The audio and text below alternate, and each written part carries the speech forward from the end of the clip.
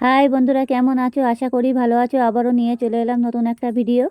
ভালো লাগলে like comment করবেন, আর সব বন্ধুদের কাছে ভিডিওটা পুরোপুরি শেয়ার করে দেবেন। আর পুরোপুরি ভিডিওটা দেখবেন, টেনে টেনে দেখবেন না, তাহলে কিছুই বুঝতে পারবেন না। দেখতেই পাচ্ছ, দেখো আমি এখানে মাংস নিয়ে এসেছি। এগুলো সলিড মাংস নিতে হবে, আর অবশ্যই মাংসটাকে ভালো করে ধুয়ে নিতে হবে যাতে কোনো গন্ধভাবটা না থাকে। আর এই দেখো, এখানে আমি ময়দা নিয়ে নিয়েছি। এই যে এটা ময়দা নিতে হবে, আর এখানে ময়দাটা নিয়ে ভালো করে এটা ময়ান দিতে হবে যেটি হোক।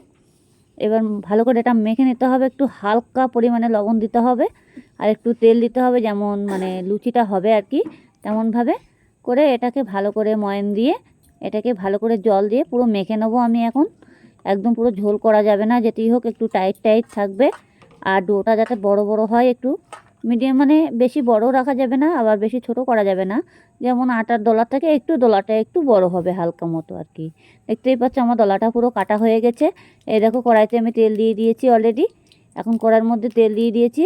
আর এবার ভালো করে এটাকে আমি এখন ভেজে নেব। মাংসটাকে আমি আগে করে নিয়েছি, মিক্সচার করে নিয়েছি যেটি হোক।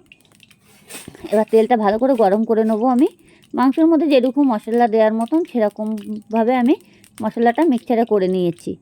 এই যে এবার এটা আমি পুরো তেলের ওপরে দেবো। এর মধ্যে পেঁয়াজ আছে, আদা আছে, একটু লঙ্কা আছে, যেরকম মাংসতে মশলা দেওয়া হয় সেরকমভাবেই দিয়েছি। এবার জিরের গুঁড়োটা অল্প করে দিয়ে দেবো।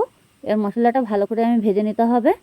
নিয়ে এবার আমি মশলার ভিতরে এটাকে আমি লবণ, হলুদ, জিরের গুঁড়ো পুরোটা দিয়ে দেবো। এখন যেটি হোক মশলাটা একটু ভেজে নিতে হবে, পুরো ভাজা ভাজা করে ফেলতে হবে যাতে কাঁচা গন্ধ ভাবটা না আসে। এই যে এরকমভাবে পুরো ভেজে লাল লাল করে ফেলতে হবে। যতক্ষণে লাল না হবে ততক্ষণে মাংস ডোটা আমি দিতে পারছি না। যেটি হোক আমার এই আদাটা গোটা পড়ে গেছে, তার জন্য আমি আদাটা তুলে নিচ্ছি। এতে আমার মিক্সারের বাটিটা একটু প্লেটটার সমস্যা আছে, তো তার জন্য আমার আদাটা গোটা গোটা হয়ে গেছে। যাই হোক, এই গোটা আদা থাকলে হবে না, না হলে বেলার সময় সমস্যা হয়ে যাবে। যাই হোক, এটাকে আমার এখন অলরেডি দেখতেই পাচ্ছ ভাজা ভাজা হয়েও গেছে। এবার লঙ্কার গুঁড়ো, জিরের গুঁড়ো, হলুদ গুঁড়ো, এবার আমি এগুলো দিয়ে দেবো পুরোটাই। এবার যেটুকু যেটুকু লাগবে সেইভাবে দিতে হবে, যাতে পুড়ে না যায়। আবার হলুদটার জন্য সেইভাবে দেবে। এবার আমি লবণটা দিয়ে দিচ্ছি। লবণটা হাতে রেখে দেবে যাতে ময়দার ভিতরে পুরোপুরি হয়ে যায়, যাতে আবার কম না হয় আবার বেশি না হয়। বেশি হয়ে গেলে তো পুড়ে যাবে, খাওয়া যাবে না। যেটি হোক, এটাকে আমি ভালো করে ভেজে নিয়েছি। দেখো একদম পুরো লাল লাল হয়ে গেছে ভাজাটা, আর কত সুন্দর কালার চলে এসেছে। এরকমভাবে ভেজে নিতে হবে। এবার আমি মাংসটা যে আমি ছোটো ছোটো টুকরো টুকরো ছিল সেটা আমি মিক্সচারে ভালো করে বেটে নিয়েছি, ঘষে নিয়েছি। এটা একদম পুরো মিহি হয়ে যাবে, মিক্সচারে করে নিয়েছি। নিয়ে এটাকে আমি এখন এটার ভিতরে দিয়ে দেবো। যেটি হোক এটাকে ভালো করে হালকাভাবে আরেকটুভাবে ভেজে ভেজে নিচ্ছি। এই দেখো মাংসটা আমি এখন একটা প্লেটের মধ্যে তুলে নিয়েছি। এই দেখো একদম দেখতেই বুঝতেই পারবা যেটা একদম পুরো মাংস, কিন্তু মাংসটার কালারটা কত সুন্দর চলে এসেছে, একদম পুরো মিহি হয়ে গেছে মাংসটা। আমি পুরো মিক্সচারে করে নিয়েছি, বেটে নিয়েছি। এবার এটাকে ভালো করে ভাজতে হবে। অলরেডি দেখতেই পাচ্ছি পুরো ঝুড়ো ঝুড়ো হয়ে গেছে, আর এটার মধ্যে কোনো দানা ভাব নেই আর কি। হাত দিয়ে চাইলেও একদম পুরো হয়ে যাবে, বেললে পুরো ময়দার মতো হয়ে যাবে। এটা পুরো ভাজা হয়ে গেছে আমার অলরেডি। এই দেখো একদম এত টেস্টি হবে খেতে, না করলে বুঝতেই পারবে না। আর বাচ্চাদের তো মুখরুচি খাবার এইসব খাবার, আর বাইরে খেতে গেলে প্রচুর টাকা দাম এমনিতে এগুলো মাংসের পরোটা। যাই হোক, এরকম আমার ডোটা করা ছিল, দলাটা, সেই দলাটা দিয়ে আমি এখন আস্তে আস্তে করে আমি এটাকে ভালো করে মুড়ে নেব। ভালো করে মুড়ে নিতে হবে, আবার যাতে ফেটে বেরিয়ে না যায় সেরকমভাবে দেখতে হবে, একটু খেয়াল রাখতে হবে যাতে আস্তে আস্তে করে ডোটা ভালো করে মুড়িয়ে নিয়ে একটা পাক দিয়ে দেবো আমি। এরকম এক এক করে পুরো দোলাটাই আমি মুড়িয়ে মুড়িয়ে নেবো। এই দেখো আমার ডোটা হয়ে গেছে অলরেডি। এবার আমি হালকা হালকা করে একটু চ্যাপটা চ্যাপটা করে নেব। এই যে এবার চ্যাপটা চ্যাপটা করে নিয়ে আমি যেটি হোক তেল দিয়ে বেলবো না, হালকা হালকা একটু গুঁড়ো দেবো, ময়দা দিয়ে একটু হালকা করে বেলে নেবো। তেল দিলে কী হবে, এটা একটু ছাড়িয়ে ছাড়িয়ে যাবে, যেটি হোক তেল দেবো না। এবার দেখো কত সুন্দর সুন্দর হয়ে গেছে। একটু চ্যাপটা চ্যাপটা করে নিতে হবে যাতে এই মাংসগুলো যাতে ভিতরে পুরোটা ছড়িয়ে যায়। এইভাবে আমি পুরো দোলাগুলো এক এক করে পুরো দোলাগুলো আমি করে নেব। পুরোটা করে নিতে হবে, যেটি হোক পুরোটা না হয়ে গেলে এখন হবে না। আবারও আমি হালকা করে একটু বেলে নেব। এটা বেলে নিয়ে আমি আবার মাংসগুলো পুরোটাই দিয়ে দেবো। এই দেখো আমি বেলে বেলে নিচ্ছি, দেখতেই পাচ্ছ। এই যে এরকমভাবে বেলে নিতে হবে একটু। এই যে বেশি বড় করা যাবে না, আবার বড় করলে তখন এটা কি হবে, ডোটাকে নেওয়া যাবে না।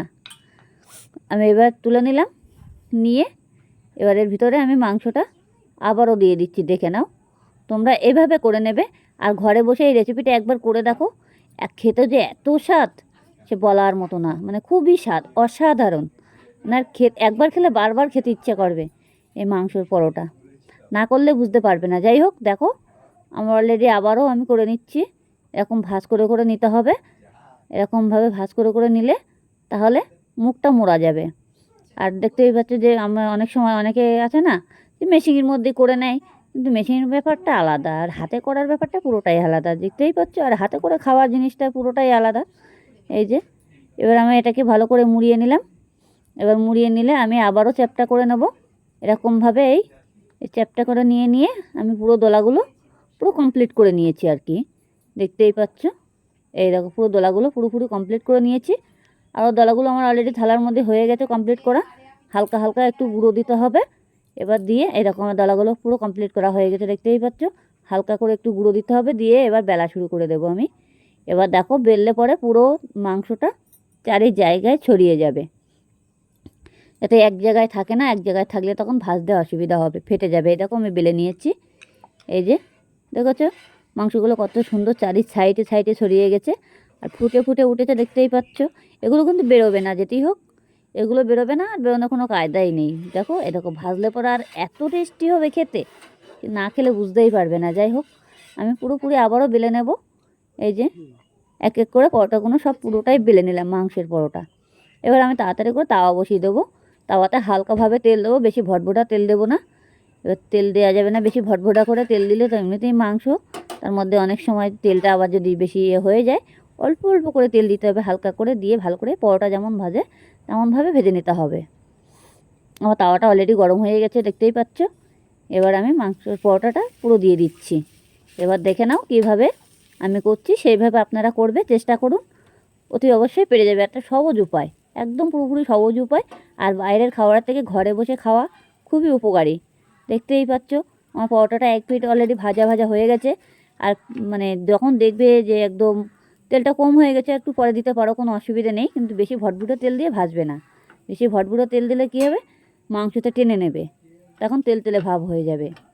এর জন্য বেশি ভটভুটো তেল দেওয়া যাবে না, হালকা হালকা তেল দিতে হবে আর হালকাভাবে ভাজতে হবে। আর যাতে গ্যাসটাকে বেশি পুরো বাড়ানো যাবে না, মানে আর বেশি লো করাও যাবে না, মানে মিডিয়ামভাবে হালকাভাবে রাখতে হবে। যখন যে দেখবে যে তাওয়াটা গরম হয়নি, তখন তো একটু বাড়িয়ে দিলে, তারপরে হালকা করে একটু কমিয়ে দিলে, এই যে এইভাবে পুরোপুরি ভেজে নিতে হবে। দেখো অলরেডি এটা দেখতেই পাচ্ছ একদম পুরো ভাজা ভাজা হয়ে গেছে।